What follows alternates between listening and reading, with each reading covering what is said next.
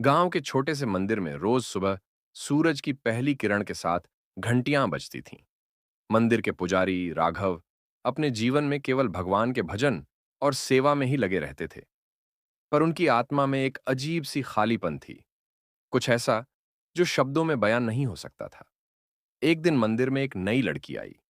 उसका नाम था माधवी। उसकी आंखों में एक अनकही कहानी थी और मुस्कान में ऐसा जादू कि राघव का मन अनायास ही आकर्षित हुआ। पर वह अपने भीतर छुपे सस्पेंस को छुपा रही थी। वो गांव के पुराने महल की वारिस थी और उसके जीवन पर खतरे मंडरा रहे थे। माधवी रोज मंदिर आती और घंटों भगवान के सामने ध्यान लगाती।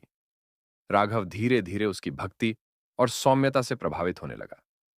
पर एक दिन अचानक माधवी गायब हो गई। राघव ने उसकी खोज शुरू की। खोज में राघव को पता चला कि माधवी के परिवार के खिलाफ कुछ लोग षड्यंत्र रच रहे हैं और केवल मंदिर में भगवान की शक्ति ही उसे बचा सकती थी। राघव ने निश्चय किया कि वह माधवी को बचाएगा, लेकिन रास्ता आसान नहीं था। मंदिर की रात की चुप्पी में राघव ने देखा, माधवी का प्रकट होना केवल मंदिर के घंटों की आवाज से ही संभव था। जब वह घंटी बजाता है, तभी माधवी छाया की तरह प्रकट होती है और उसे सच्चे प्रेम और भक्ति का संदेश देती है। धीरे धीरे राघव और माधवी का रिश्ता गहरा होने लगा।